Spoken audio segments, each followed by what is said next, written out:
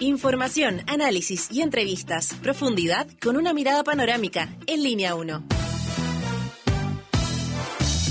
Muy buenos días, bienvenidas a Línea 1 aquí en Radio USACH 94.5 y Canal 50.2 de la televisión digital abierta. Daniela Figueroa Videla, muy buenos días. Muy buenos días, Alejandro Guillé, feliz jueves 18 de diciembre, qué agrado, no queda nada para que termine el año y podamos descansar en las fiestas también, pero ¿no? pensando como en el Navidad, descanso, Año Nuevo. los bomberos luchando, bueno, los CONAF luchando contra los incendios forestales. Sí. Oiga, en todos todo mis caso, respetos hacia ellos. Sí, vamos a partir con eso porque está brava la cosa. Acá en la zona metropolitana, la comuna de San Pedro, Melipilla, todo eso. La zona de la frutilla, oiga, los camiones como pasan. Sí. Bueno, en Rebanete usted nos puede seguir también por diariousach.cl, TV Usach 50.1, Zapping 173.522 y todas las redes sociales. Así es que estamos al día. Bueno, estamos hablando de que el tiempo favorece los incendios forestales. Justamente también por el viento que se ha, generado justamente en esta zona y las altas temperaturas. Pero esta mañana, Alejandro, está bastante agradable. Casi 15 grados, dice a esta hora la Dirección Meteorológica, totalmente despejado y esperamos una temperatura alta para este día jueves, 30 grados. Mañana viernes baja a 27 la máxima, la mínima más o menos lo mismo, 12. Y el sábado se agradece, el sábado 20, que hay luna nueva, además, 26 grados de máxima, con cierta nubosidad que a veces se siente un poquito pesado. Voy a revisar las calles antes de ir con la pregunta del día, Ale, porque hay varias cosas. A ver, mira, dice, se suma un semáforo apagado en Avenida Pajaritos, con Teniente Cruz. Esto en la comuna de Maipú, que se suma también el de Santa Rosacón, Venancia Leiva, mira el nombre, Santa Rosacón, Venancia Leiva en La Pintana, también Recoleta con Américo Vespucio, al norponiente en Huechuraba, Vigaceta con Gamero en Independencia y también hay un semáforo apagado en Ricardo Lyon con Carlos Antúnez en Providencia. Y el metro también estaba con algunos problemas, sobre todo desde a partir de las 6 de la mañana. Y a esta hora, hace 5 minutos, señalan que las siguientes estaciones de línea 2 se encuentran sin servicios de trenes, desde el Llano hasta Hospital El Pino, para que se informen. Y también hubo una situación en la línea 1, a eso de las 6:15, lamentablemente por una persona en la vía. Así que infórmense para que vean ahí su trayecto. Ahora sí, Alejandro Guillé Álvarez, vamos con la pregunta del día. La pregunta del día. Habló Giorgio Jackson, el ex ministro de Estado, el ex diputado también, y hizo una autocrítica en un momento en que hay algunos que se niegan a toda crítica y otros que ya se están azotando de antes de la elección. Sí. En el mundo de la izquierda, centroizquierda, como le quiera llamar. Él habló del fin de un ciclo. ¿Qué esperar ahora? Así se titula su columna. Entonces, la pregunta respecto a la actitud de una autocrítica, ¿qué le parece a usted? ¿Qué le parece? La primera opción, es muy tarde. ¿La segunda? Es valorable, necesaria. Es que con esa voz yo digo es valorable, pues, Alejandro. Sí. Y la tercera... Difícil de creer a esta altura. Uy, también me convenciste con eso. Ya. Pueden revisar, la prensa está en todos, rescatan algunas de sus declaraciones en torno al estallido social, los procesos constitucionales, el rechazo sin duda que marcó un antes y un después, incluso para algunos cambiando el eje.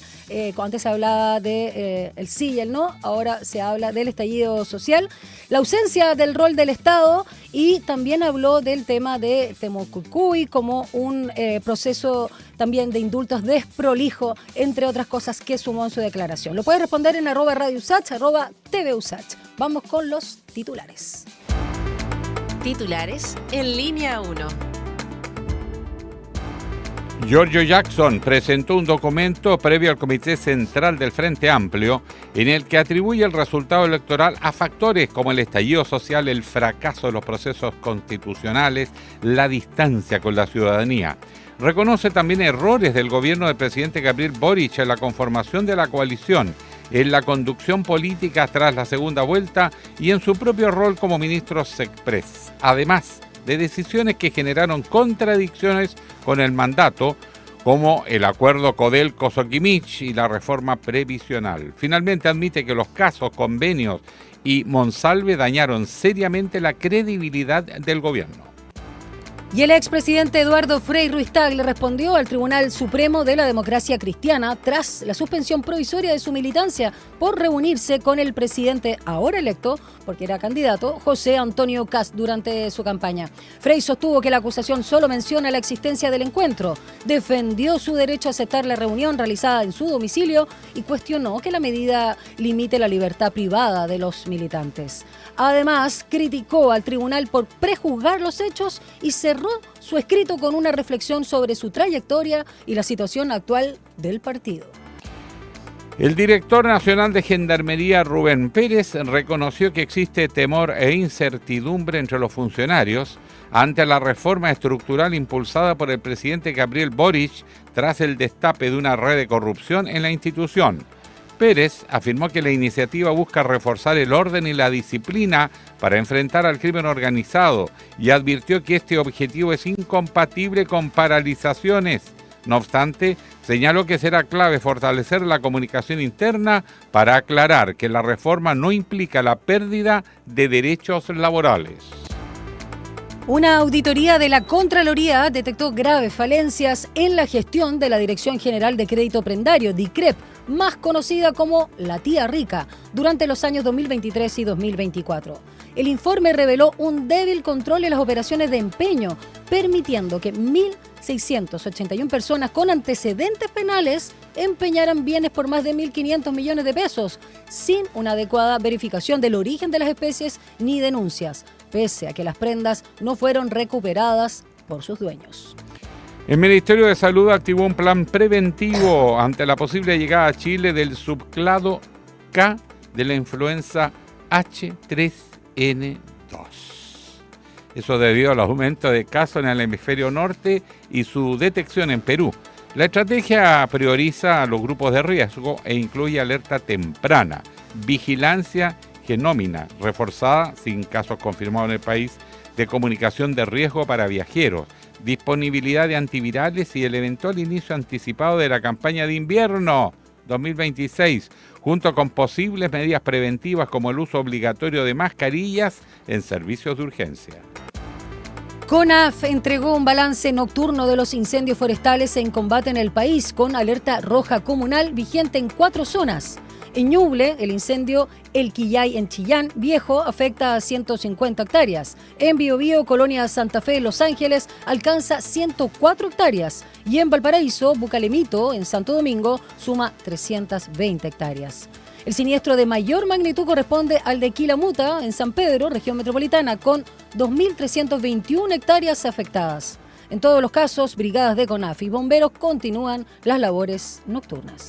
El presidente de Estados Unidos, Donald Trump, dio un discurso a la nación en la que no mencionó a Venezuela, pese a las expectativas de una eventual declaración de guerra. La tensión se había generado por versiones periodísticas que apuntaban a que existiría una declaración formal de guerra y también por la tensión previa entre ambos países, le hace Venezuela. Sin embargo, Trump centró su mensaje en destacar los logros de su administración, criticar al gobierno de Joe Biden y defender sus políticas migratorias y arancelarias, asegurando que éstas han mejorado el empleo, los ingresos y el acceso a bienes esenciales en Estados Unidos. Las Fuerzas Armadas de Estados Unidos informaron de un ataque contra una presunta narcolancha en el Pacífico que dejó 4 personas fallecidas.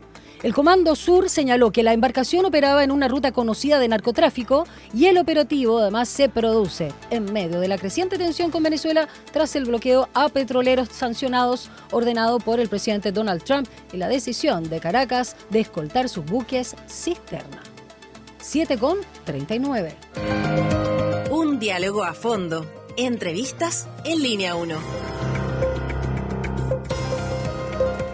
Bueno, comenzó la temporada de incendios forestales, desgraciadamente, y acá muy cerca, ¿no? Porque es en la región metropolitana, donde ya hay comunas que están en situaciones de emergencia, donde hay muchas hectáreas destruidas por los incendios, y el humo que ha generado y que ha alcanzado incluso la capital.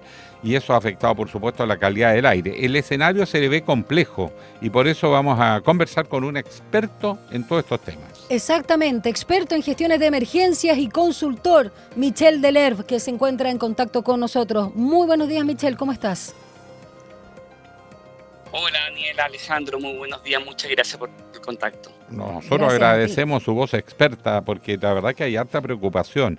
¿Cuál es la situación que se está viviendo en este momento de acuerdo a la información que usted maneja? Porque la CENAPRED dice que esto es un problema bastante complejo, léase grave.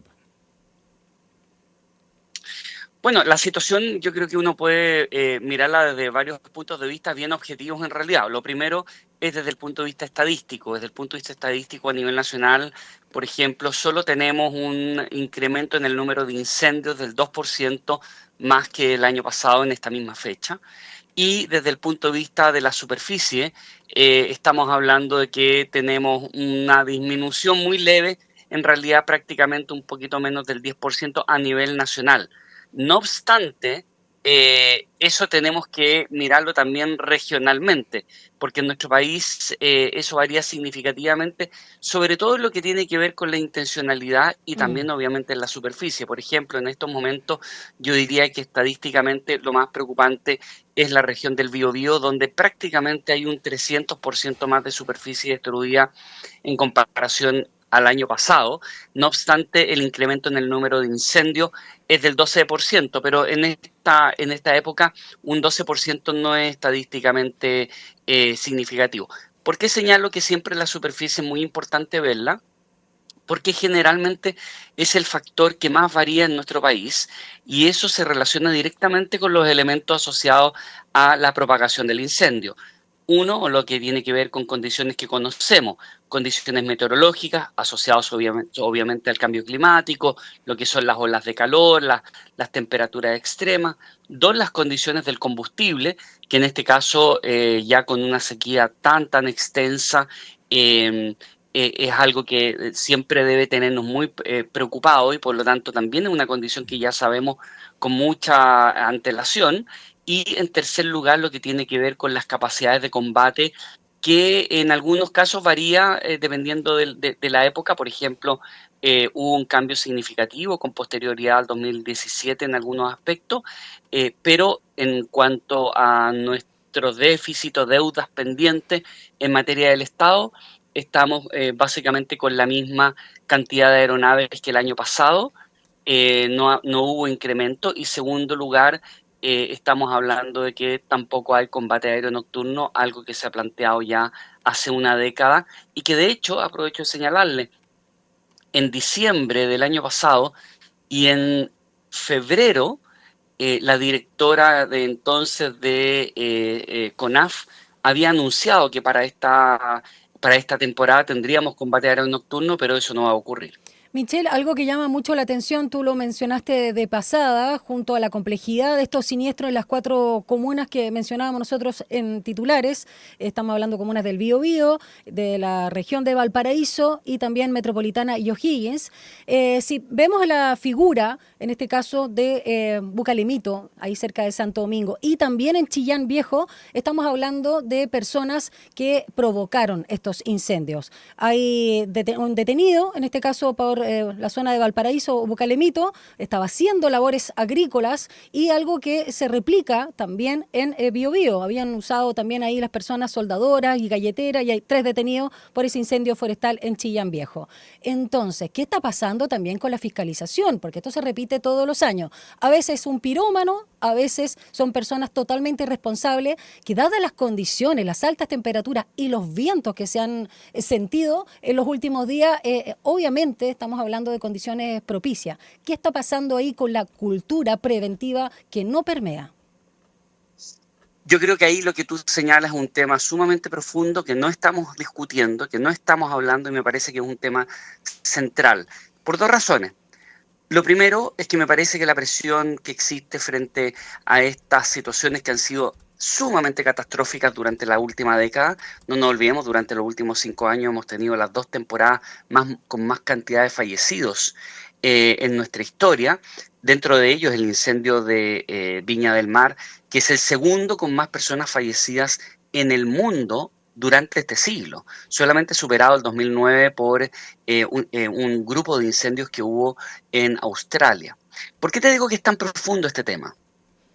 Me da la impresión que estamos con una línea muy política comunicacional donde hemos ido criminalizando la situación de los incendios forestales y es importante siempre hacer esa diferencia para establecer políticas públicas que sean responsables. También que establezcan también, obviamente, que el Estado deba hacerse cargo de impulsar ciertos elementos. Y quiero ir bien a lo concreto.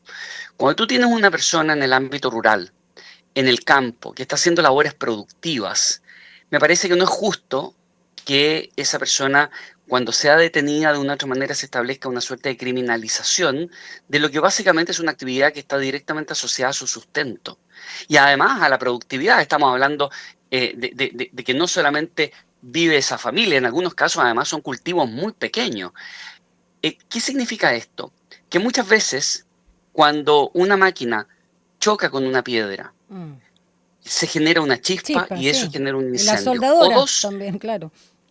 O dos, el metal propio de cualquier herramienta, puede ser desde una motosierra hasta una máquina que va a trabajar el campo, genera un roce o genera un desprendimiento de alguna esquila metálica, genera un incendio. Eso no podemos asociarlo a una actividad o a un hecho más bien de orden criminal desde mi punto de vista. Creo que en ese sentido lo que debería llamarnos la atención es por qué el Estado no establece políticas públicas potentes en términos de preparación comunitaria, de generación de conciencia y de entrenamiento de esas comunidades para que realicen sus labores productivas con mayor precaución, ni siquiera responsabilidad, con mayor precaución. Debo señalarte que en estos días nosotros no hemos tenido una situación de clima extremo como solemos tener en enero, febrero, con 3, 4, 5 días con temperaturas que pasan a ser récord histórico o récord de la década. Por otra parte, en materia de la intencionalidad, donde sí efectivamente ahí hay un hecho criminal objetivo, sí, claro, estamos hablando de que esa intencionalidad no varía significativamente en el tiempo. Estamos hablando de que puede ser de alrededor de un 30, un 35% en general, incluso podría ser menor si uno separa lo que es criminal con lo que es negligente, ¿ya? Y en ese sentido creo que obviamente ahí hay un tema que uno debe trabajar mucho, lo que es el peritaje y la investigación, y hacer una separación entre las zonas y no quedarse con el promedio nacional. Por ejemplo, en la macrozona sur, lo que tiene que ver principalmente con Ñuble, Biobío, Araucanía, la intencionalidad, es decir, el acto más bien de orden criminal y no casual, o productivo, por ejemplo, se incrementa significativamente respecto al resto del país. Estamos hablando de que ahí puede llegar a 65% y eso tiene una directa relación con una problemática de seguridad interior, seguridad pública.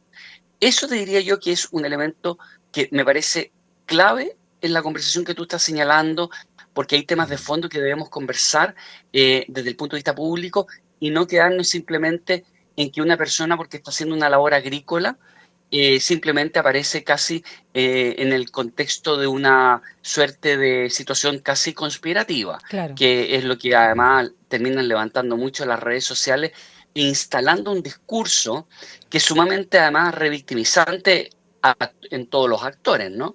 Y me parece que este es un tema muy, muy profundo que debe ser abordado por la autoridad pública en términos de la política y también del discurso. Por eso hablaba de cultura en términos generales. Ahora, este factor, sí, bueno, hay varias situaciones que separar y también la cultura de los medios que consideran a todos por igual. Y de verdad está el incendio intencional que fue ahí a generarlo porque es psicópata o porque tiene razones de otro tipo, política eventualmente, a aquellos que es por falta de responsabilidad también, de criterio, y otros que son, la verdad, literalmente accidentes, ¿no?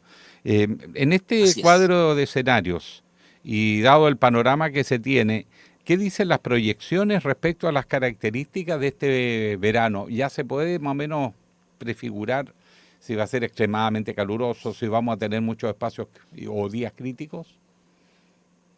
Sí, la verdad es que mira, hay elementos que son importantes de señalar. Primero, algo les indicaba de las condiciones del combustible. Eso ya es algo que nosotros sabemos, no solamente para esta temporada, sino que ya ha sido una constante durante ya los últimos 15 años, diría yo. Por otra parte, desde el punto de vista de las condiciones meteorológicas, mira, solamente señalarles para que veamos cómo no podemos acostumbrarnos a la catástrofe. En los últimos 15 años tenemos aproximadamente 7 a 8 en materia de superficie de las temporadas más catastróficas desde que hay registro en Chile. Es decir, de las 10 temporadas más catastróficas en Chile, prácticamente 9 a 8 han ocurrido durante los últimos 15 años. Es decir, estamos acostumbrándonos a grandes superficies. Voy a darles un tema estadístico también.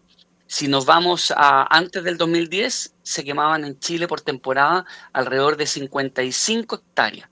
55.000 hectáreas. Sí. En esta época, ya si nos vamos al promedio de los últimos 10 años, estamos hablando de que esa cantidad de superficie supera prácticamente o llega cerca ya de las 150.000 hectáreas. Entonces, hay una condición que está permanente. ¿Qué podría ser diferente este año? Yo creo que el fenómeno de la Niña es algo que ya, si bien es cierto, no es muy fuerte, eso va a generar que la reducción de las temperaturas sea un poquito más significativa en el ámbito costero y por lo tanto probablemente los incendios más complejos de manejo más complejo estén dados en los valles centrales, la depresión intermedia más que nada, y obviamente estamos hablando de que eso es probablemente un elemento que se caracterice esta temporada o donde uno tendría que poner más ojo. Estamos hablando, por ejemplo, que solamente hoy día uno lo ve con bastante claridad. Hoy día, por ejemplo, Talca, Chillán, Los Ángeles van a tener temperaturas muy altas comparado con lo que va a ser el borde costero.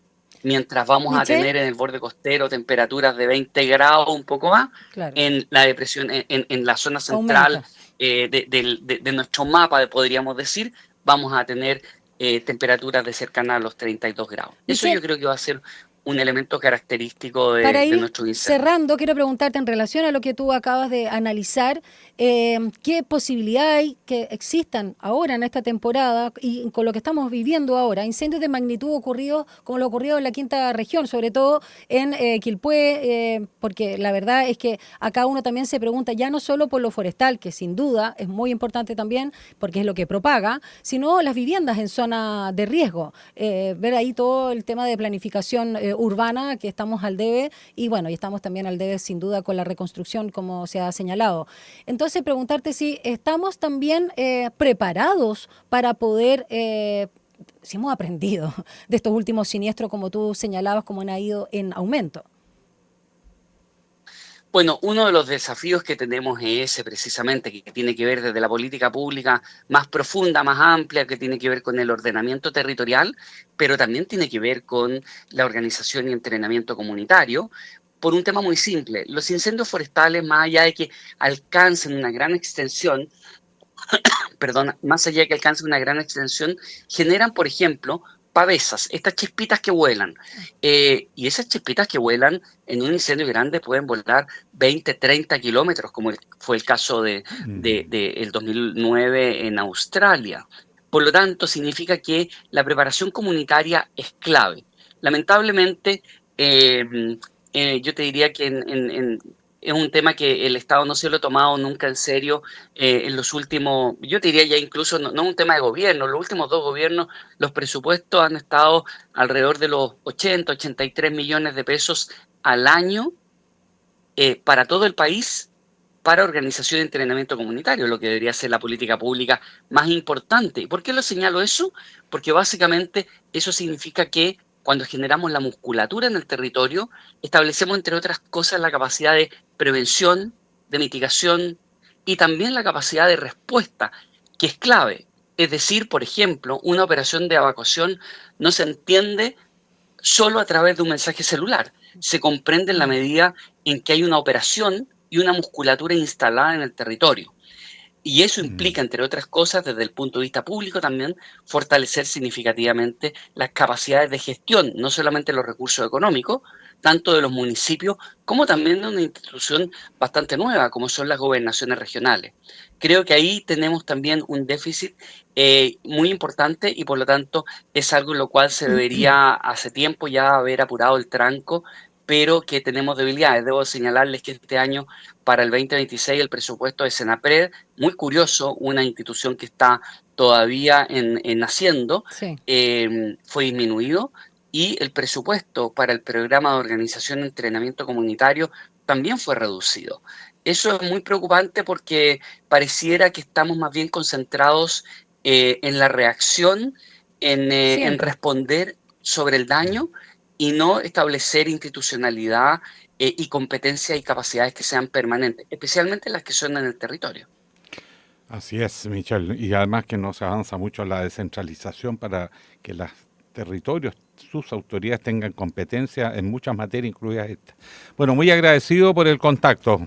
Un abrazo, muy fraterno. Que tengas buena jornada. Un abrazo, que te vaya muy bien. Muchas gracias. Chao. Muchas gracias, Daniela. Muchas gracias, Alejandro. Que esté muy bien. Muy clarito y profundo también el análisis que ha hecho el experto en gestiones de emergencias y consultor Michel Deler. Vamos, cuando faltan 4 minutos para las 8 de la mañana, a una pausa. Ya regresamos a Línea 1. No nos vamos a ir, volvemos. Una breve pausa y ya regresa Línea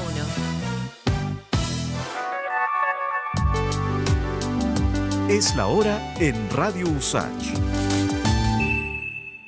7 de la mañana y 56 minutos. En Mimbu cumplimos 60 años construyendo casas que después se transforman en hogares. Cada una con una historia distinta, como la de Esteban, que hoy puede tener su casa propia para vivir mejor junto a su familia en Arica. Mira el documental, infórmate y postula los subsidios en www.mimbu.cl. Mimbu, 60 años construyendo cambios. Ministerio de Vivienda y Urbanismo, Gobierno de Chile. Chile avanza contigo. A Hora da Saudade. Una mirada desde las africanidades al mundo, tejendo conexiones, raízes, influencias, ritmos, arte y sabores por medio de la música. Sumérgete en este emocionante, vibrante y diverso viaje intercultural de la 94.5 Radio USACH. A Hora da Saudade, junto a Eugenia Dos Santos. Capítulos estreno miércoles a las 5 de la tarde y los sábados a las 19 horas. La nueva ley integral no tiene nombre, pero para mí se llama Ley Claudia, como yo. Y para mí se llama Ley Fernanda. Ley Daniela. Ley Valentina. Mónica. Sofía. Camila. Sara. Francisca. Villaray. Teresa. Carolina. Una nueva forma de abordar la violencia contra las mujeres. Una ley que no lleva el nombre de una sola, porque es una ley en nombre de todas. Conoce la nueva forma de abordar la violencia contra las mujeres en leyintegral.cl. Ministerio de la Mujer y la Equidad de Género. Gobierno de Chile. Chile avanza contigo. Oye, la embarró. Este loco nació con un talento innato. O sea, eso es un mito. Hay gente que quizás como este loco tiene una predisposición para ciertas cosas, pero en realidad el arte se basa en el estudio, en la práctica y no sé, horas y horas de ensayo, de formación, de aprender teoría, de equivocarse. A él le gusta All You Need Is Love. De lunes a viernes, 11 de la mañana, por Radio USACH y TV USACH. Estuvo bueno, eso sí, pero no es magia, pues. Al final la música es el resultado de la interacción social. Estamos de regreso en Línea 1. Titulares en Línea 1. Giorgio Jackson presentó un documento previo al Comité Central del Frente Amplio en el que atribuye el resultado electoral a factores como el estallido social, el fracaso de los procesos constitucionales y la distancia con la ciudadanía. Reconoce en su documento errores del gobierno de Gabriel Boric en la conformación de la coalición, en la conducción política tras la segunda vuelta y en su propio rol como ministro Sexpress, además de decisiones que generaron contradicciones con el mandato, como el acuerdo Codelco-SQM y la reforma previsional. Finalmente, Jackson admite que los casos Convenios y Monsalve dañaron seriamente la credibilidad del Ejecutivo. El director nacional de Gendarmería, Rubén Pérez, reconoció que existe temor e incertidumbre entre los funcionarios ante la reforma estructural impulsada por el presidente Gabriel Boric. Eso tras el destape de una red de corrupción en la institución. Pérez afirmó que la iniciativa busca reforzar el orden y la disciplina para enfrentar al crimen organizado y advirtió que este objetivo es incompatible con paros. No obstante, señaló que será clave fortalecer la comunicación interna para aclarar que la reforma no implica la pérdida de derechos laborales. CONAF entregó un balance nocturno de los incendios forestales en combate en el país, con alerta roja comunal vigente en 4 zonas. En Ñuble, el incendio El Quillay en Chillán Viejo afecta 150 hectáreas. En Biobío, Colonia de Santa Fe de Los Ángeles, alcanza 104 hectáreas. Y en Valparaíso, Bucalemito, en Santo Domingo, suma 320 hectáreas. El siniestro de mayor magnitud corresponde al de Quilamuta, en San Pedro, región metropolitana, ahí en la zona de Melipilla, con 2.321 hectáreas afectadas. En todos los casos, brigadas de CONAF y bomberos continúan las labores que comenzaron anoche. Y el presidente de Estados Unidos, Donald Trump, dio un discurso a la nación, el que no mencionó a Venezuela, pese a versiones de un eventual anuncio de conflicto armado. La tensión se había generado por versiones que circulaban en medios periodísticos respecto a una eventual declaración de guerra a Venezuela y sobre todo por el nivel de tensión previo que hay entre ambos países. Sin embargo, finalmente Trump centró su mensaje en asuntos internos, donde está recibiendo fuertes críticas por preocuparse del mundo y no de los Estados Unidos. Criticó al gobierno de Joe Biden, defendió sus políticas migratorias y arancelarias y aseguró que se han mejorado el empleo, los ingresos y el acceso a bienes esenciales en Estados Unidos. El Senado brasileño aprobó este miércoles un proyecto de ley que busca reducir las penas del expresidente ultraderechista Jair Bolsonaro, condenado a 27 años de prisión, así como de otros participantes en la conspiración golpista ocurrida tras las elecciones de 2022. De aprobarse la iniciativa, la condena del exmandatario podría reducirse a 12 años de cárcel. El presidente de Venezuela, Nicolás Maduro, aseguró este miércoles que un gobierno impuesto en su país no va a durar ni 47 horas, al acusar a Estados Unidos de maniobrar para convertir a Caracas en una colonia. Las declaraciones se han producido un día después de que su homólogo estadounidense, Donald Trump, calificara a su administración como una organización terrorista y ordenara un bloqueo total y completo de todos los petroleros sancionados que entren o salgan de Venezuela. 8:2. Un diálogo a fondo. Entrevistas en Línea 1. Estamos muy agradecidos, ¿no es cierto? Sí, estamos agradecidos con nuestro invitado porque siempre es muy disponible, pero la verdad es que hay una emergencia. Hasta ayer en la noche, en Chile también, se hablaba de una eventual declaración de guerra de Donald Trump a Venezuela. Y viene de una fuente que es un periodista más ultra que el propio Trump, que lo ha apoyado y que es tan ultra que lo echaron de la tele ultra, porque ya se les había pasado la mano. Bueno, él dijo que había escuchado de voz de parlamentarios que iba a anunciar guerra. Se iba a anunciar el conflicto y eso generó máxima tensión. Pero la tensión ya es suficientemente alta porque la intervención ya está asociado a acciones de guerra.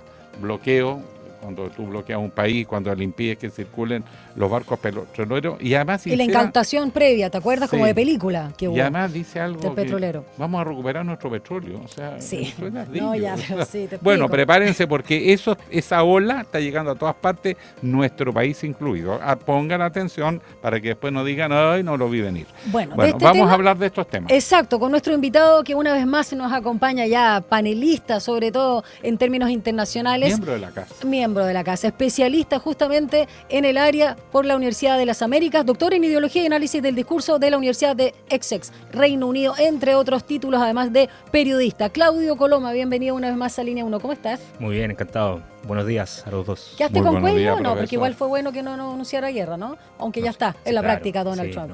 No, con estas cosas no se juega. No se juega, sí, pero sin duda. Esta versión que circuló de un periodista que normalmente está bien informado, más allá que sea ultra, de la ultra, es un tipo informado muy cercano a los grupos más radicales de Trump.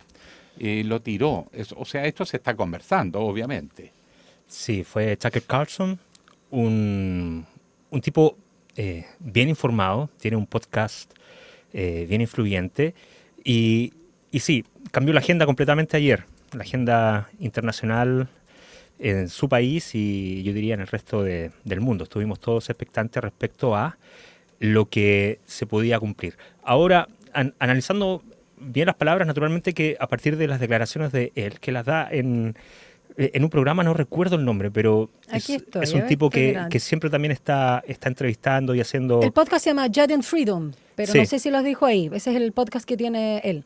Sí, no, pero lo dice en el podcast de otra persona que lo invita. Como entrevistado. Y es también un podcast bien atractivo y que uno siempre lo está consumiendo porque ahí aparecen cosas bien interesantes. Bueno, la cuestión es que Carlson dice que no está seguro de la información que recibió. Ya, claro. No puede asegurar que así se va a cumplir y lo que hay que hacer es esperar básicamente a lo que ocurra en el resto del día.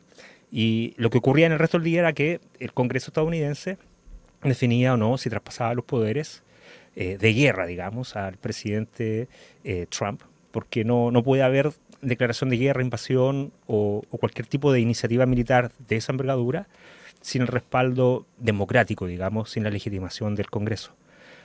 Ahora, llama la atención, sí, que la tensión ya está alta desde antes por esta declaración de bloqueo, que en el Congreso estadounidense lo que se debate es respecto a si es o no ya un acto de guerra. Tiene toda la cara. Y todos los ataques de las narcolanchas también, independiente que sean supuestos narcotraficantes. Estamos hablando de que está matando, como en un videojuego, en el mar del Caribe, junto con el bloqueo y esta asfixia y esta promesa también de dejarlos acordonados y, todos los temas que también tú decías del robo, ¿no? Eso es insólito. Sí. Pero, ¿qué dicen en el Congreso respecto a estas actuaciones de Trump? ¿Qué dicen los demócratas? Porque no tiene mayoría. Pero tampoco tienen voz, parece, porque o suena muy débil. La sensación de que nadie para a Trump. O sea, toda iniciativa para poder encauzar una intervención militar no se cumplieron ayer. Y, por tanto, el presidente, tenemos este discurso ante la nación en donde vemos que el objetivo es completamente distinto, ¿no? Mira, yo creo que Estados Unidos viene de un periodo muy traumático de intervenciones. Incluso dentro de la misma coalición MAGA, dentro del círculo cercano a Trump, Peter Hegseth o el vicepresidente Vance, son personas que pertenecen a una generación que fue a la guerra inútilmente. Entonces, me parece que la decisión no es tan fácil y los costos de tomarla son bien altos. Y ese sentimiento, por tanto, creo yo que atraviesa el espectro político demócrata-republicano. A quien yo veo más comprometido con una iniciativa de esa naturaleza, desconozco si tiene un pasado militar como si lo tiene Hegseth, por ejemplo, es Marco Rubio, el secretario de Estado.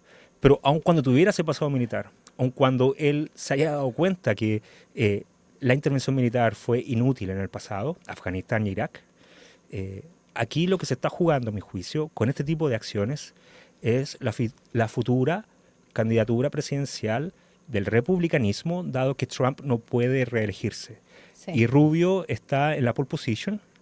Esta política contra Venezuela, en el fondo, es una jugada para ir en contra de Cuba.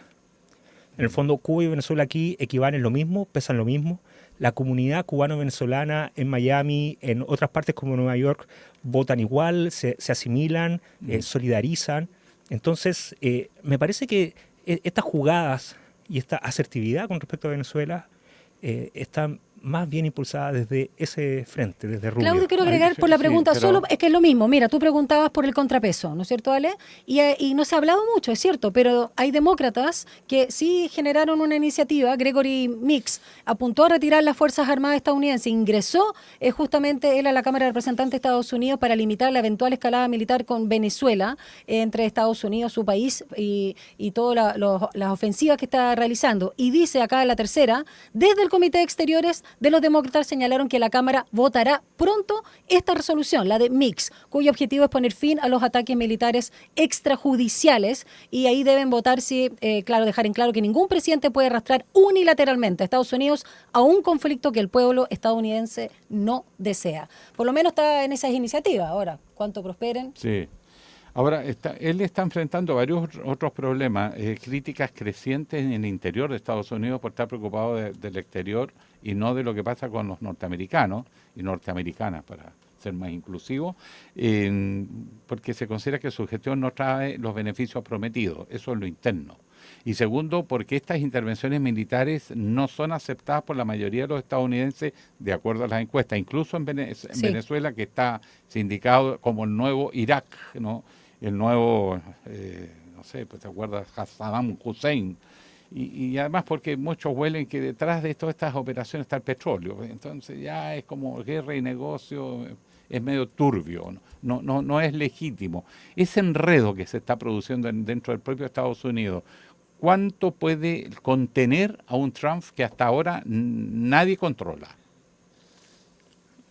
Difícil determinar qué puede controlar a Trump, salvo su propio instinto.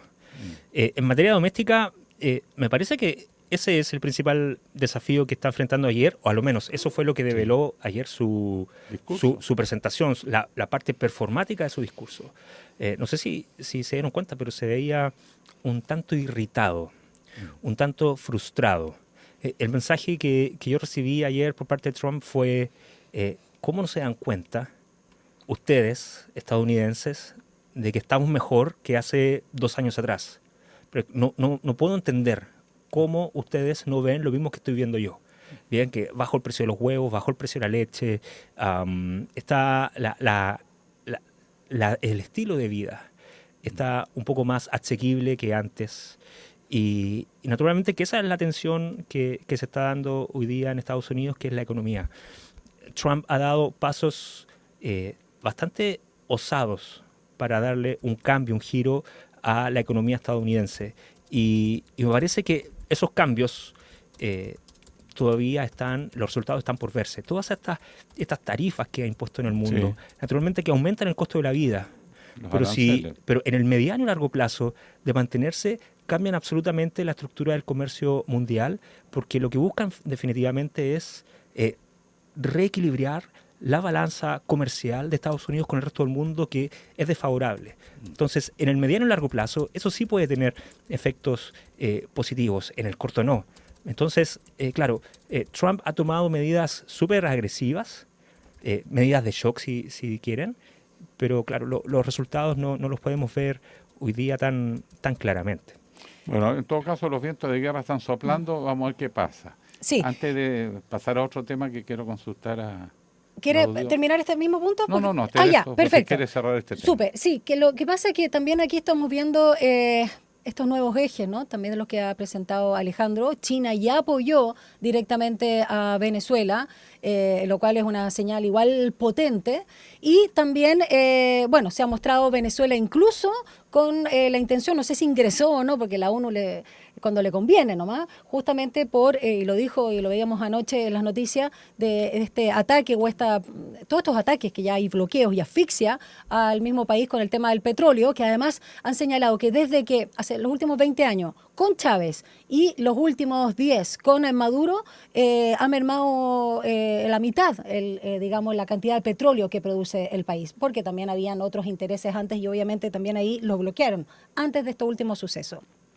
Por acá, en Chile, José Antonio Kast dijo que va a contar, que Estados Unidos va a contar todo el apoyo. Déjame terminar a mí que estoy preguntando.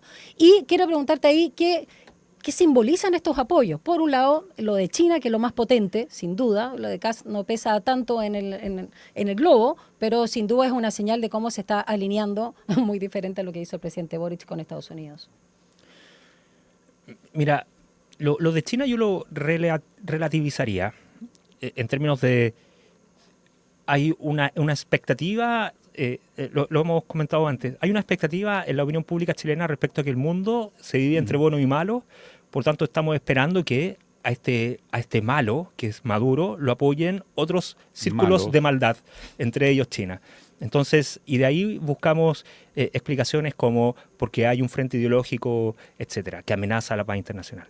Yo relativizo esa posición porque la política exterior china es excesivamente pragmática y si hay un Estado que vela por su propio interés al momento de actuar, son los chinos. Hazte un saludo a la bandera.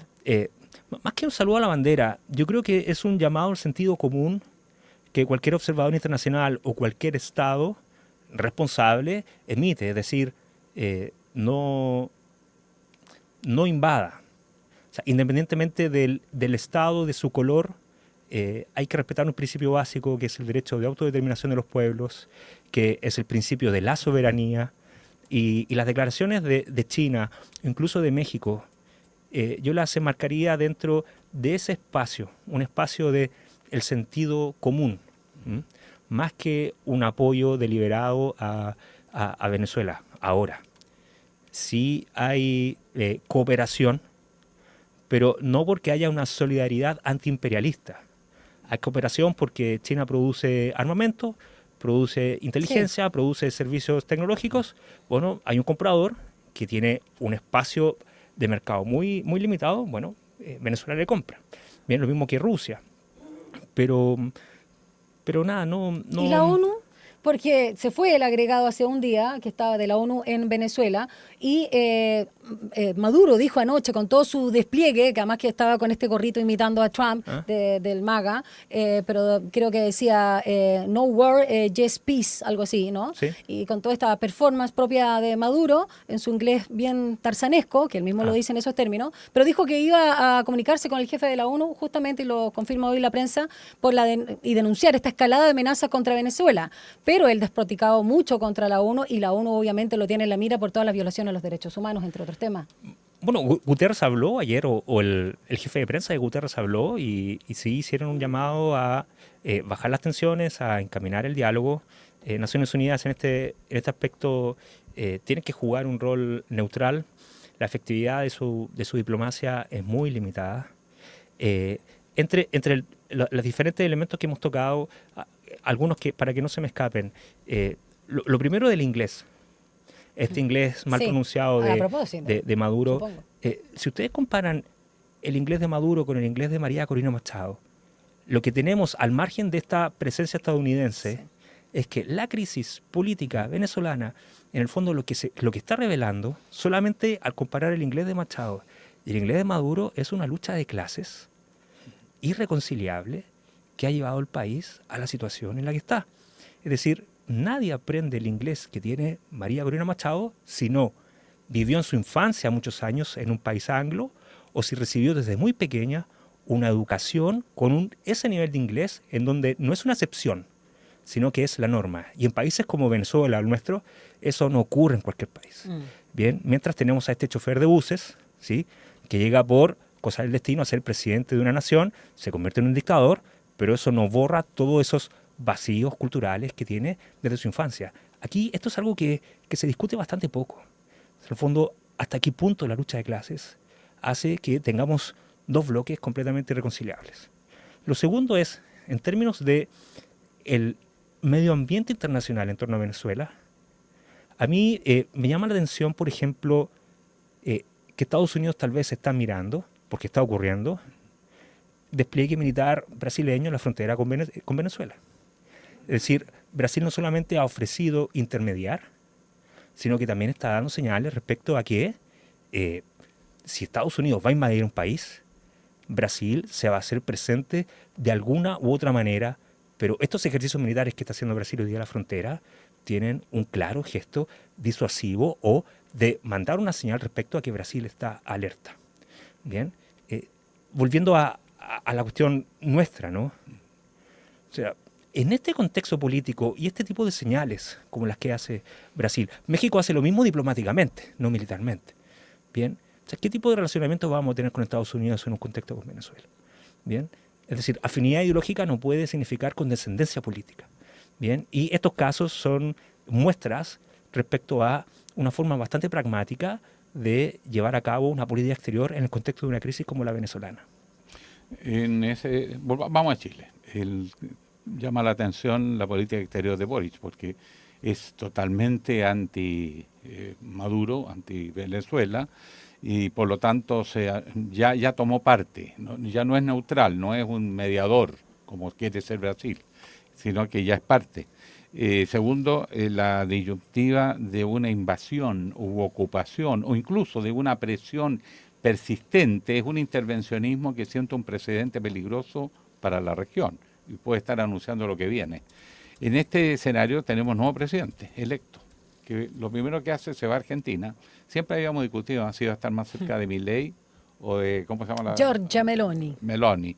Y sonaba la idea si iba a ser radical o iba a ser más moderado.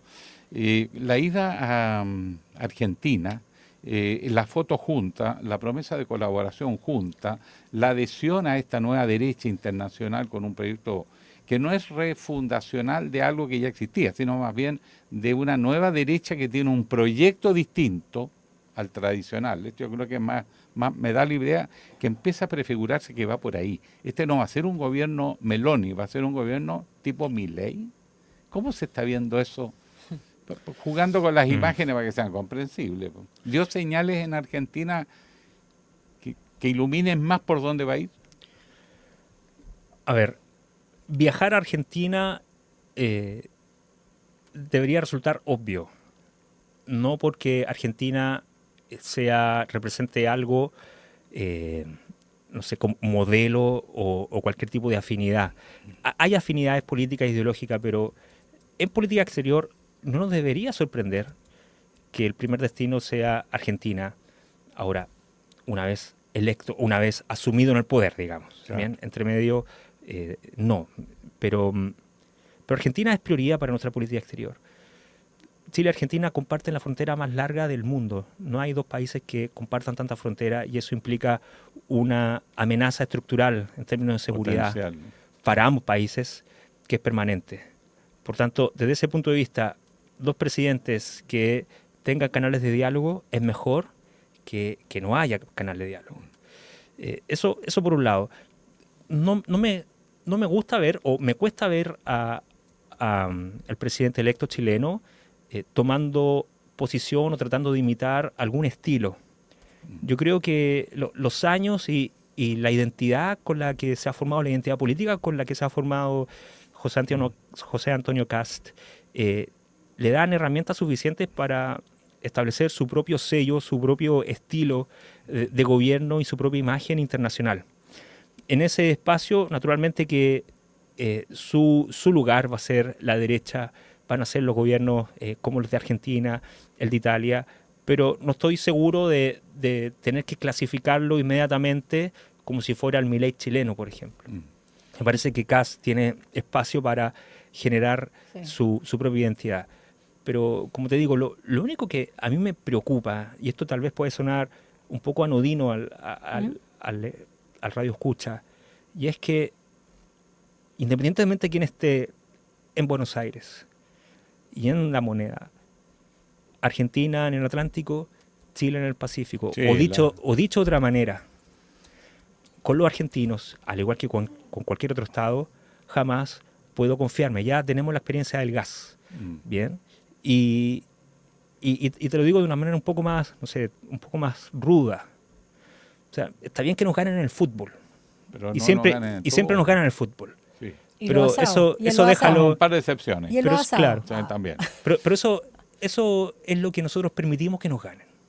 Correcto. En otras cosas no. Y ese es el espíritu, digamos, que debe animar, dada esta complejidad fronteriza que tenemos, estructural, con Argentina, independientemente del jefe de Estado que tengamos. Pero hay un dato que salió en esta gira que me llamó la atención por lo rápida, sí, fue fulminante. Y por eso muchos lo interpretan como una señal. Este sondeo a este ministro de José Luis Daza.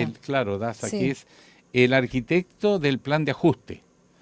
El problema de Chile no es hoy la inflación, no es una crisis financiera brutal como tiene Argentina y que implicaría medidas dramáticas, es más bien crecimiento.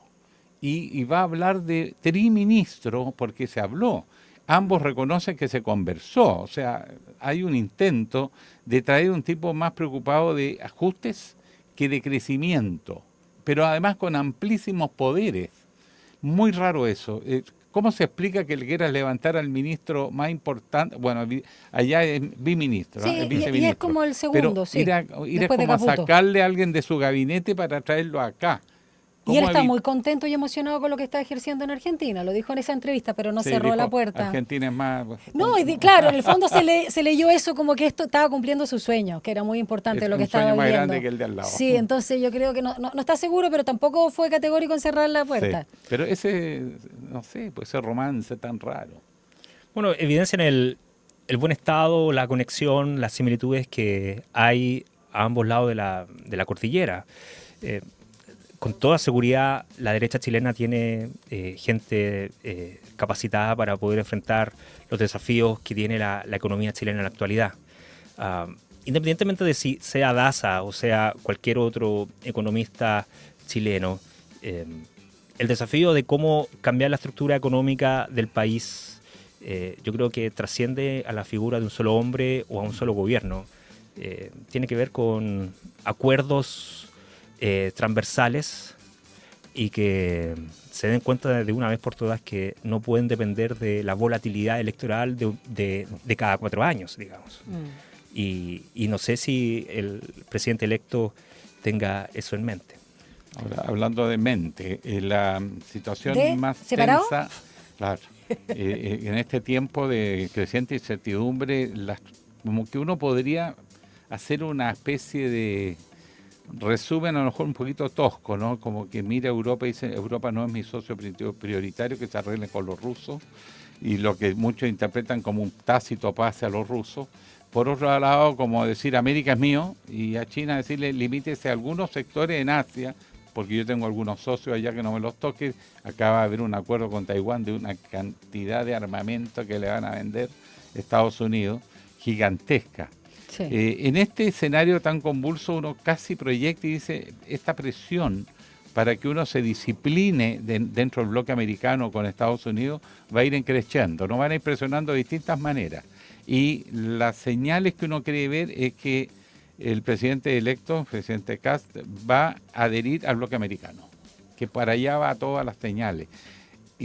Lo que es raro porque nuestra política fue hasta aquí navegar en todos los mares y estar con los chinos, estar con los europeos, es decir, tratar de mantener una cierta soberanía en el manejo de la política exterior.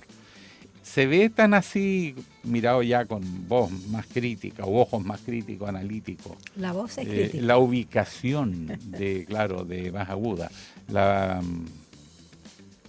política exterior que tampoco se ha despejado cuál va a ser del presidente Kast en el bloque americano.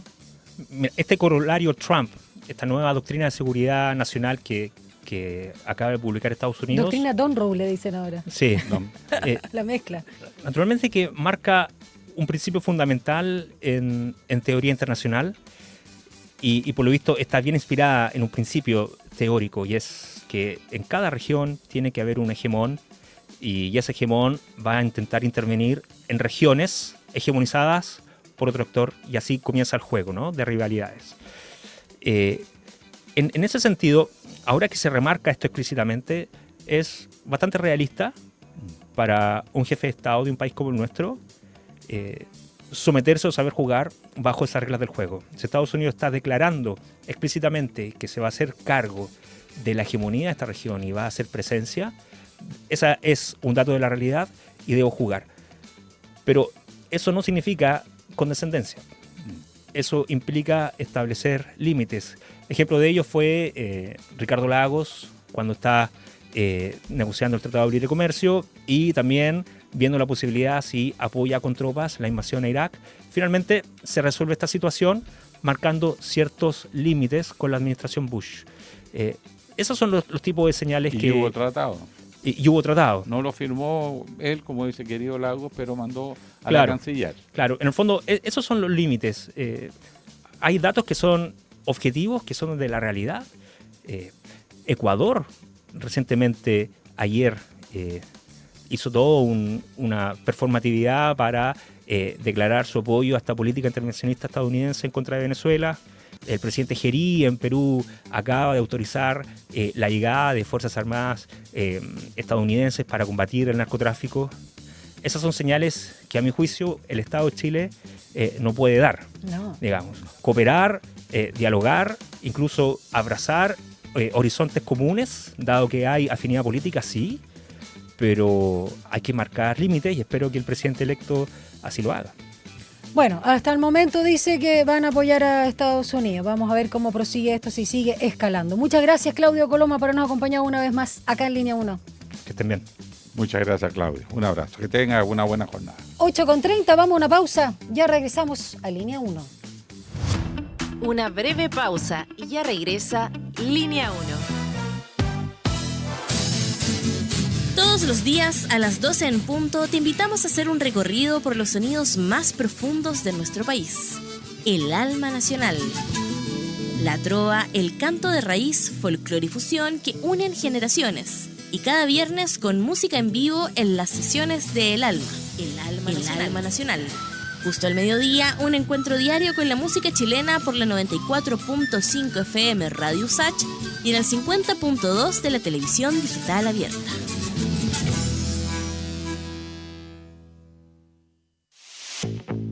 Este 2025 te invitamos a Somos Expertas, Nuestra Voz. En esta segunda temporada podrás seguir conociendo las historias de vida de distintas mujeres expertas, sus trabajos, estudios e investigaciones que buscan hacer de este mundo un lugar mucho más justo. Conéctate a Somos Expertas, Nuestra Voz, cada miércoles y sábado a las 13 horas por la 94.5 FM, el canal 50.2 de la televisión digital abierta y en nuestras plataformas digitales. Radio Usach, nuevas voces. La crisis climática, los alcances de la inteligencia artificial, la ciencia de frontera, la economía, la salud, la educación. Porque el mundo vive tiempos de cambios y en medio de lo incierto, en Sin Pretexto buscamos respuestas a los grandes desafíos. El futuro nos inquieta, pero sabemos que se escribe en el presente. Te invitamos a una conversación profunda. Soy Mirna Schindler y te acompaño de lunes a viernes a las 6 de la tarde en Radio Usach. Sin Pretexto.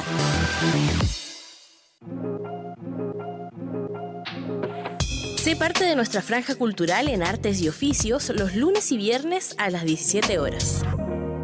Teatro, danza, música, cine, artes visuales, literatura, tradición y vanguardia. En artes y oficios conocemos más del trabajo que existe detrás de cada creación realizada por las y los protagonistas del mundo artístico, cultural y patrimonial y de su impacto en nuestra sociedad. La invitación es a discutir la cultura con todas sus aristas. Juntémonos en la 94.5 los lunes y viernes a las 17 horas. Radio Usach, nuevas voces. Estamos de regreso en Línea 1. La economía y tu bolsillo están en Línea Económica. Don Gonzalo Espinosa, cuéntenos, la voz de La Serena para todo Chile. Hola. Oiga, sí, hola. Muy buenos días. Ya, la economía, porque dicen que está más o menos bien la cosa. Dice que economices en palabras y en salud, así que claro, directo. sí. De hecho, tenemos poquito tiempo. Buenos días. Así que voy a ir directo a la polémica. Eso. Porque se generó una controversia por el reajuste del sector público. Pocaso, si no es real. Que llegó hasta un 3,4. Claro, se hizo un neteo ahí con la inflación. Sí. No es un reajuste que no mejora. Tengamos, digamos, más poder adquisitivo los trabajadores del sector público. Partes. Exacto. Pero, además de este reajuste salarial, el gobierno incluyó una norma para restringir el despido de trabajadores. Y esto ha sido un punto de controversia. Dejar protegido a su gente. Exacto. Ya. Así que voy a pasar a explicar cómo funciona esto y cuáles fueron las reacciones de la oposición con respecto a estas nuevas normas. Entonces, como les contaba, el acuerdo incluye disposiciones de estabilidad laboral.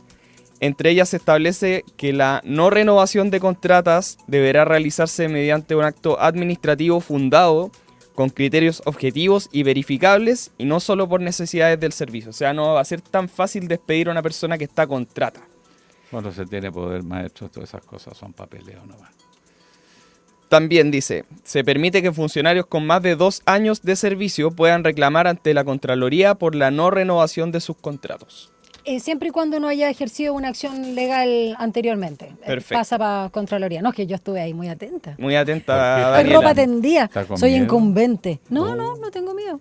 Así que, bueno, ¿cuáles fueron las reacciones desde la oposición? El diputado UDI, Felipe Donoso, calificó las disposiciones como normas de amarre y acusó al gobierno de intentar dejar amarrada la administración pública antes del cambio de mando. En la misma línea, el diputado RN, Frank Sauerbaum, afirmó que las normas buscan generar una inamovilidad encubierta, incluso en cargos de confianza.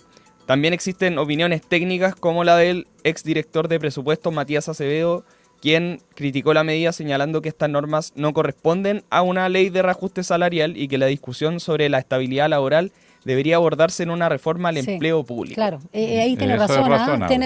Ese punto es súper razonable. De hecho, no es la instancia. Así que bueno, ahí vamos a ver cómo avanza este proyecto porque es una ley que tiene que ser aprobada por el Congreso. Está difícil. Y no tiene mayoría. O sea, con estas normas está más complicado. Y hablando de otros proyectos de ley, ¿se acuerdan que comentamos del proyecto para recortar los supersueldos del Senado? Sí. ¿Se acuerdan? Sí. Y este fue declarado inadmisible y queda en manos directamente del Ejecutivo. Ya. ¿Por qué fue declarado inadmisible? Usted sabe. Plata, ¿sí? Exacto. Involucra los parlamentarios no pueden presentar ese tipo de proyectos. Así es. Entonces, quien patrocinaba en un principio este proyecto era el presidente del Senado, Manuel José Sandón, quien le pidió al gobierno, por favor, gobierno, que patrocine el proyecto para que se pueda aprobar dentro de este periodo del Congreso, porque ya quedan, ¿cuánto? 5 semanas. Exacto. Y después va a cambiar la composición. Entonces, la idea de él es que estos sueldos, supersueldos, que en algunos casos llegan a 18,5 millones de pesos, puedan ser rebajados. ¿Cuánto?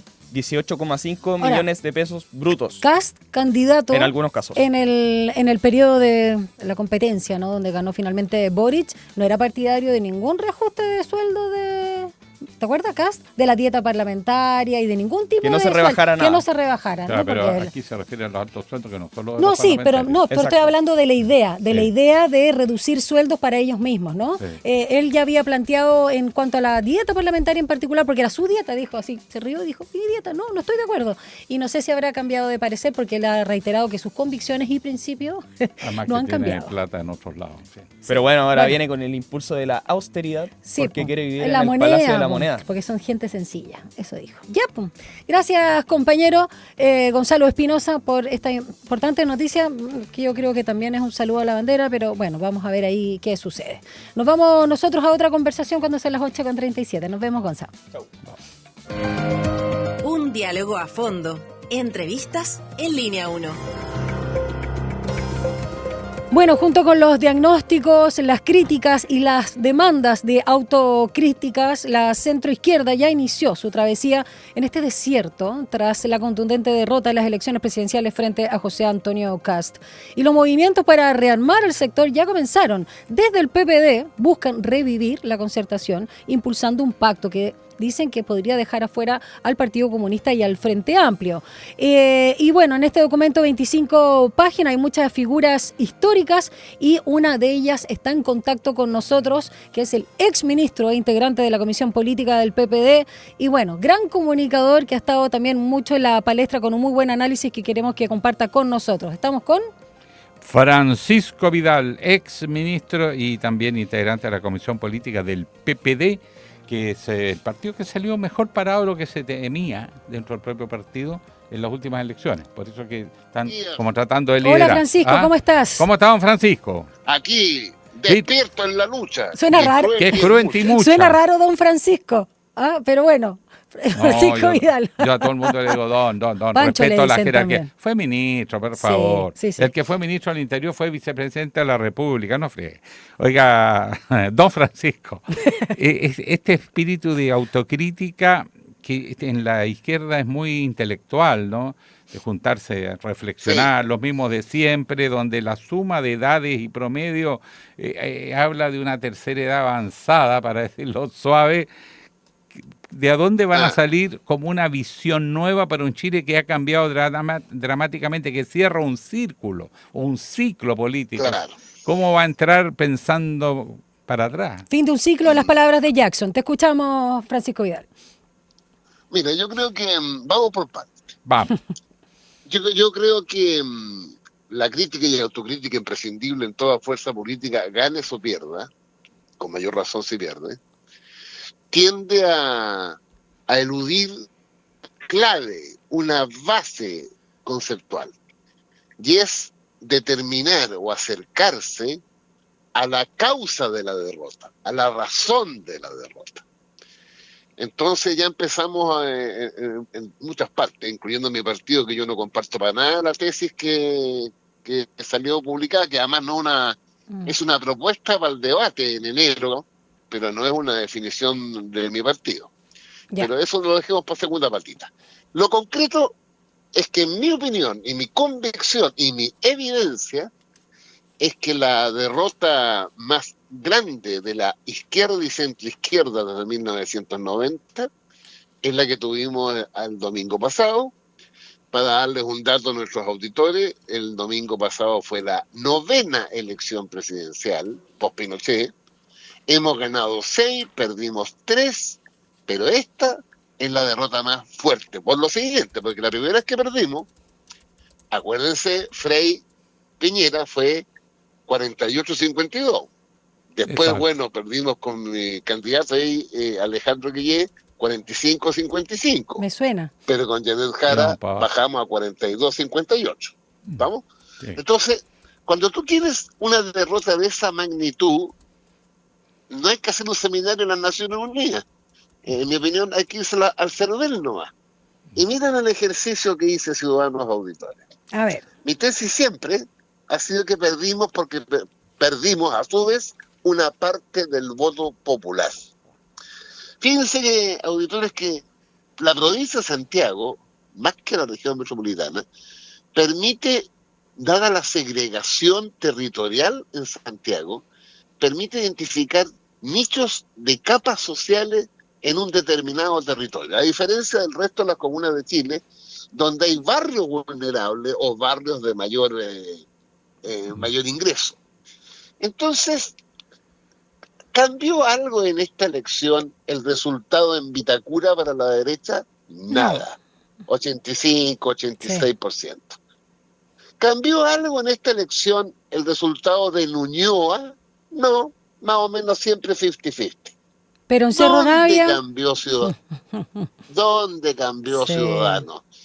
Entonces, escúchenme. Comparé la segunda vuelta de Boric Kast con la segunda vuelta de Jara Kast. Escúchenme bien. Puente Alto. La primera cifra, para no latearlo, es el porcentaje de votos que sacó Boric hace 4 años atrás, y la segunda cifra, la misma comuna, es lo que sacó Jara el domingo pasado. Fíjense, Puente Alto, 70%, 53%. La Pintana, 73%, 52%. El Bosque, 65%, 50%. San Ramón, 70%, 52%. Lo Espejo, 73%, 56%. Pedro Aguirre Cerda, la comuna con mayor votación de Jara, sí. 73% hace 4 años, 58% ahora. Cerro Navia, 70%, 51%. Los Prados, 68-52%. Quilicura, 68-52%. Pudahuel, 68-51%. Renca, 70%. No me siga deprimiendo. Y pareciera que estaba viendo los recorridos de la micro, sí, pero, Vidal. Pero sí, interesante el dato. En las comunas populares se perdió mucha votación, y es muy elocuente. Aún en las pocas que se ganó. Sí, eso está absolutamente. Claro. Y eso también fue ya, pasando. ¿Qué quiere decir todo esto? Quiere decir que si tú precisas bien la causa de la derrota, tienes entonces, que es esta que yo estoy diciendo, tienes que, para recuperar la confianza del mundo popular que votó no por ti, sino que por la derecha, determinar las razones por las cuales eso ocurrió y recoger, enmendar, reencontrarse la izquierda y la centroizquierda con el mundo popular. Esa es mi definición política. En esa situación, dado que nos pasamos a la oposición por los próximos 4 años, encuentro absolutamente improcedente, para ser elegante, que estemos hoy día buscando la separación de la oposición, el rompimiento de la unidad imprescindible de la oposición, que se va a expresar esencialmente en el debate público, pero en lo concreto se va a expresar en el Parlamento. Entonces, si los 64 diputados de izquierda y centroizquierda no hacer un frente común para que la línea roja que hemos definido de no aceptar ninguna retroceso en los derechos sociales ya ganado. Imagínense dividido. Imagínense en el Senado que estamos en empate, 23-23, y además nos vamos a dividir. Pero ¿en qué mundo viven algunos de mis compañeros? Pancho, bueno, eso está dando mucha vuelta, no solo en el PPD. Y quiero preguntarte, en pos del tiempo, Pancho Vidal, perdona que te diga Pancho, es que don Francisco me suena a Mario Kreuzberger, pero en fin, es cosa mía. Exacto, yo te voy a decir Yerúa. Alejandro, dile Yerúa. Ya, bueno, amigo. Claro, en fin, aquí quedó la cuña. Quiero preguntarte, porque tu análisis es muy bueno, lo he escuchado en varias entrevistas que has dado, y me gustó también lo que apeló en turno uno de los periodistas que decía que más que recuperar la ciudadanía o pueblo en un concepto un poco más antiguo quizás de la izquierda o centro izquierda, era que ya hace mucho tiempo se había alejado. Y en ese sentido quiero tomar lo más novedoso respecto a eso, que llama la atención, no sé si tú cómo la ves, este documento, yo lo tengo acá íntegro, de Giorgio Jackson, ¿no? Y con una autocrítica no solo al gobierno de Boric y a su rol como ministro, sino también, obviamente, porque no se puede despejar a todos los aspectos de los ciclos, también, por supuesto, también el tema de la pandemia, estallido social previo y toda la ola conservadora actual que se viene arrastrando. Y en ese sentido, tú también decías algo importante en relación a una... No que fuera un mal gobierno el de Boric, que yo creo que ahí hay un tema también comunicacional, y tú has señalado también eso, sino que no se comunicó bien los logros de este gobierno, que dan esta sensación de que ha sido uno de los de muy mala gestión, de mucha decepción, más allá de que hay cosas puntuales que evidentemente son problemáticas y otras más amplias que vienen arrastrando otros gobiernos. Pero quiero detenerme a propósito de Jackson en lo que tú decías, que en realidad acá se comunicó muy mal los logros, o no se comunicaron los de Gabriel Boric, y quedó esta sensación de frustración o de que poco se hizo y mala gestión.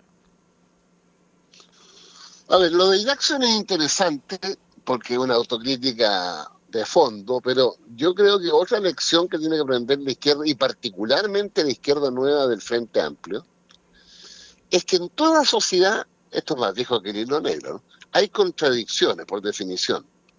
Pero la política y la izquierda en particular tiene que definir cuál es la principal y cuáles son las secundarias. Y lo que yo vi en el Frente Amplio al inicio, y para qué te cuento en la primera convención, es una confusión brutal de las contradicciones, colocando 25 contradicciones al mismo tiempo, que solo tienden a confundir a la ciudadanía y particularmente al mundo popular. La contradicción principal en Chile, hoy y desde Bernardo O'Higgins, es la contradicción económica y social.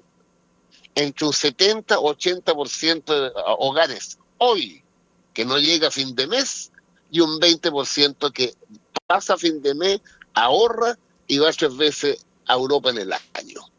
Esa es la contradicción principal.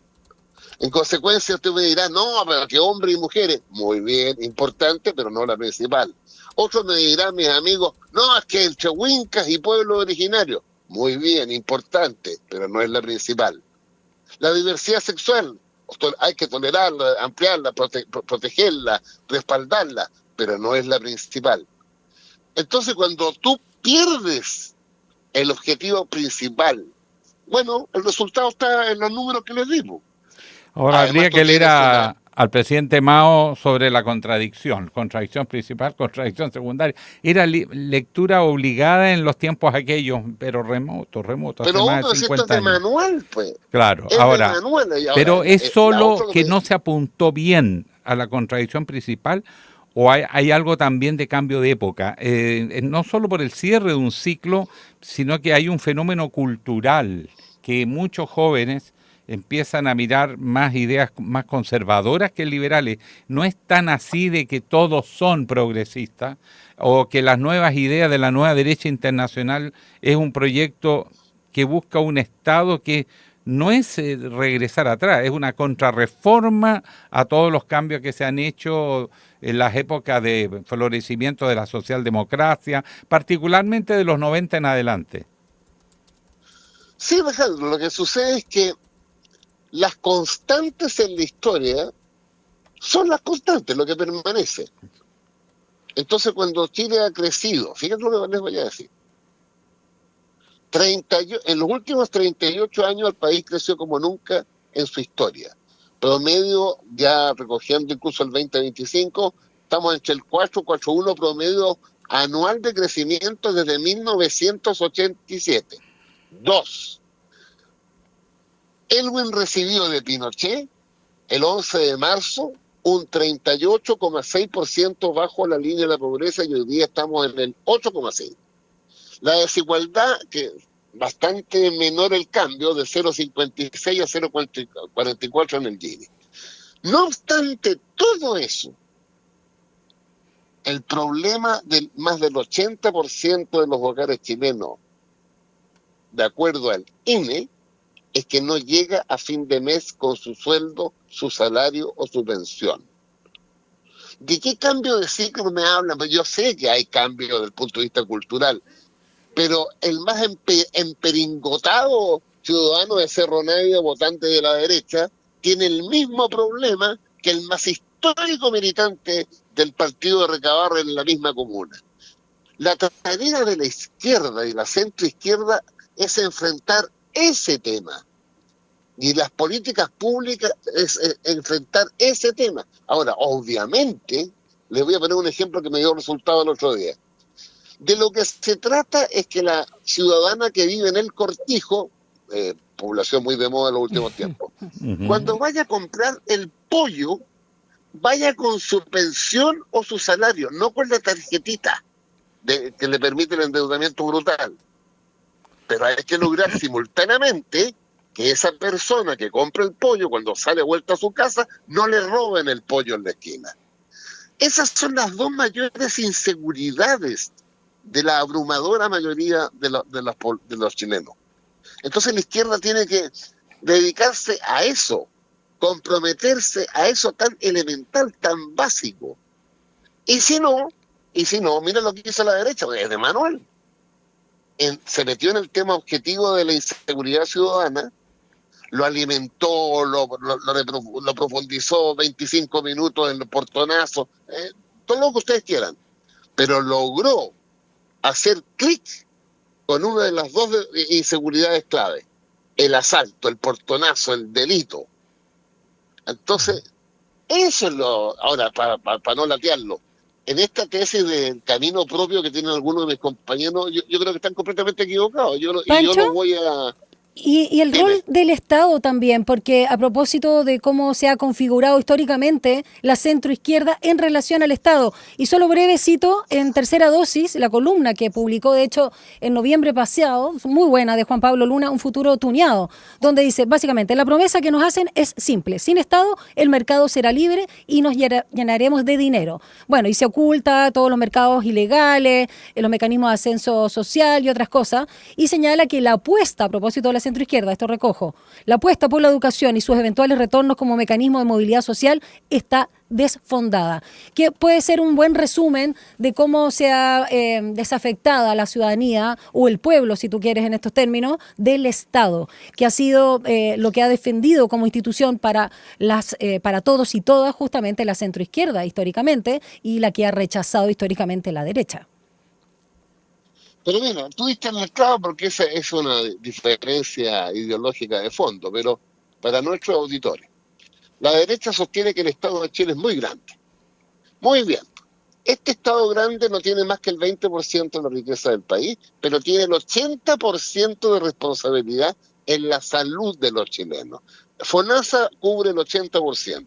Yo estoy en ISAPRE, me cubro a mí mismo 17%. En educación, el 91% de la matrícula básica y media en Chile es financiada por el Estado. Mi hijo y mis nietos estuvieron en particular pagados. Dime si no son responsabilidades brutales en porcentaje, en volumen de población. Por supuesto. Pero entonces la derecha insiste que es muy grande el Estado. Pero escúchenme, ciudadanos auditores, este Estado tan grande, la presión tributaria sobre el producto es 21%. En Europa es 34%. La vinculación entre el impuesto a la renta de los que pagamos global complementario y el producto en Chile es 2%, en Europa es 9%. Entonces, ¿de qué estamos hablando? Es una falta como de información brutal. Fíjense lo siguiente, por favor escúchenme esto. El domingo pasado en el Mercurio, página Economía y Negocios, me detuve en una entrevista a una ciudadana de apellido alemán que preside la agrupación de empresas familiares. 108 familias. ¿Qué dice ella? No yo, ella. Que representan el 78% de las compañías de Chile, que dan el 60% en empleo y que participan en el 65% de la creación del PIB en Chile. Si eso no es concentración, ¿qué cresta es? No, y además dicen Chile se cae de pedazo, pero las utilidades que ellos tuvieron fueron enormes.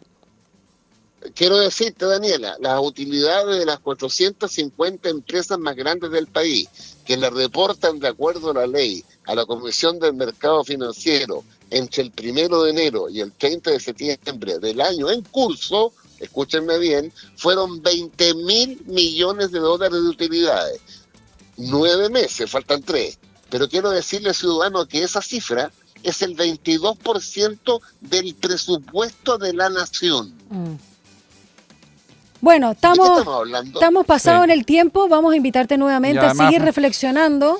Sí, y además, Francisco, hay que pensar que todo el proyecto de la derecha de fortalecer la seguridad pasa por el Estado. Entonces, ¿cómo van a achicar si el Estado va a ser clave en el eje para combatir la seguridad? Bueno, de todas maneras, ya tenemos algunos datos, Francisco, respecto a cómo la izquierda, el progresismo, o como le quieran llamar la centroizquierda, empieza a vivir el Vía Crucis de aquí a que se ponga de pie y tenga una crisis que da una oportunidad. Una visión más coherente en lo político y cultural también para los tiempos que vivimos. Un abrazo. Muy bien, José Iván. Gracias, Francisco Vidal. Siempre un placer escucharte. Chao. Ahí estábamos con el exministro e integrante de la Comisión Política del PPD, Francisco Vidal. Vamos a brevemente revisar la agenda, o rápidamente más bien, cuando faltan 3 minutos para las 9. Las noticias que marcarán la jornada. Ahora, la agenda del día. Bien, pues, don Gonzalo, ¿qué tenemos en la cazuela de hoy? La agenda de hoy. Sin horario, pero durante este día se va a realizar vía telemática la reunión del Comité Central del Frente Amplio. Justo lo que quería saber, a propósito de la entrevista con Pancho Vidal, pero el sector. Así es, así que vamos a esperar a ver qué sale de ahí. La autocrítica. La autocrítica. Y a las 12, al mediodía, el presidente Gabriel Boric encabeza la ceremonia de entrega de los premios Presidente de la República a la música nacional y a las artes escénicas 2025, junto a la ministra de Cultura Carolina Arredondo. Tema para mañana, está bueno. Vamos a ver qué sale Vamos a ver ahí. qué sale, vamos a ver qué sale. Y vamos con los resultados Eso, vamos. de la pregunta del día.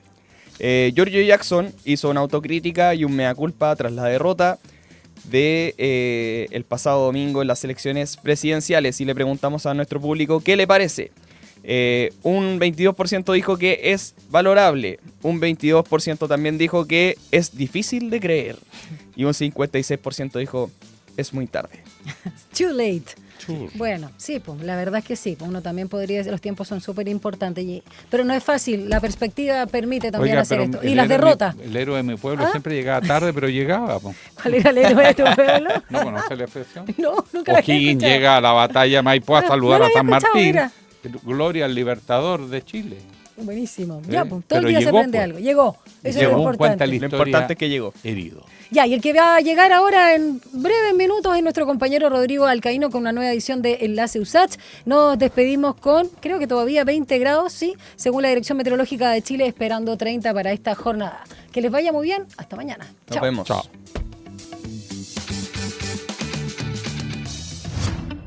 Información, análisis y entrevistas. Profundidad con una mirada panorámica. En Línea 1.